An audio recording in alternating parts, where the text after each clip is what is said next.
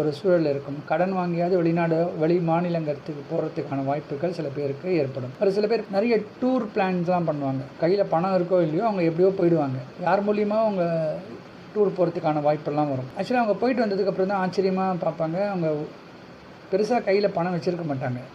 ஆனால் நாடு விட்டு நாடு போகிறதுக்கான ஒரு வாய்ப்போ, கடல் தாண்டி வேறு ஒரு பிரதேசத்துக்கு போயிட்டு வரதுக்கான வாய்ப்பெல்லாம் கூட வந்திருக்கும். இதெல்லாம் வந்ததுக்கப்புறம் யோசிச்சு பார்ப்பாங்க, எப்படி நம்ம போயிட்டு வந்தோம் அப்படின்னு. அப்படிப்பட்ட சூழ்நிலைலாம் சில பேருக்கு ஏற்பட வாய்ப்பு இருக்குது.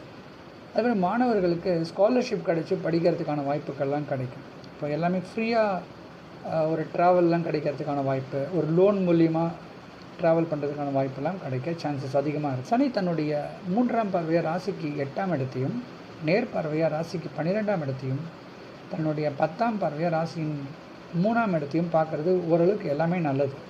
ஏன்னா 8, 12, 3 இதெல்லாம் ஓரளவுக்கு மறைவு ஸ்தானங்கள். அதனால் இவங்களுக்கு சனியுடைய பார்வையும் ஓரளவுக்கு ஒரு நன்மையை கொடுக்கும்னே சொல்லலாம்.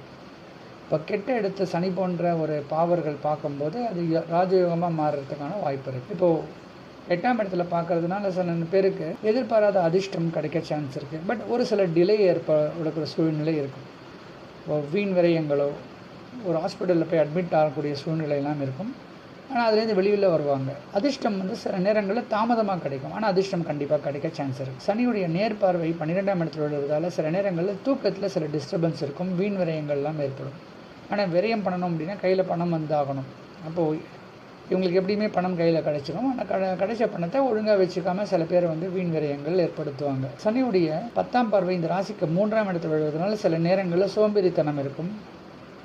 இளைய சகோதர சகோதரிகள்கிட்ட சில பிரச்சனைகள் ஏற்படும். எந்த ஒரு விஷயமே இவங்க சுறுசுறுப்பாக இயங்க மாட்டாங்க. சில நேரத்தில் கொஞ்சம் சோம்பேறித்தனமாக இருப்பாங்க.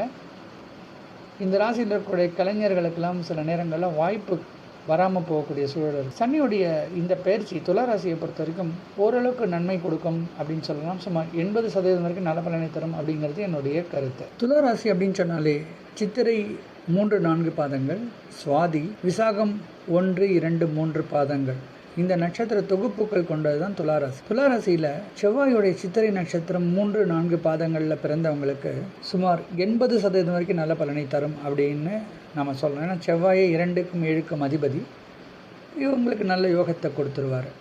இதுக்கு அடுத்தது ராகுவோடைய சுவாதி நட்சத்திரம், இதில் பிறந்தவங்களுக்கு சுமார் 80% வரைக்கும் நல்ல பலனை தர்றதுக்கு சான்சஸ் இருக்குது.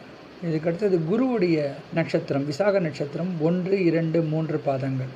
குரு துலா ராசி, அதாவது சுக்கிரனுடைய வீட்டுக்கு பகைவராக வர்றதுனால இவங்களுக்கு கொஞ்சம் பலன் கம்மியாக இருக்கும். இவங்களுக்கு சுமார் 75% வரைக்கும் நல்ல பலனை தரும் அப்படிங்கிறது என்னுடைய கருத்து.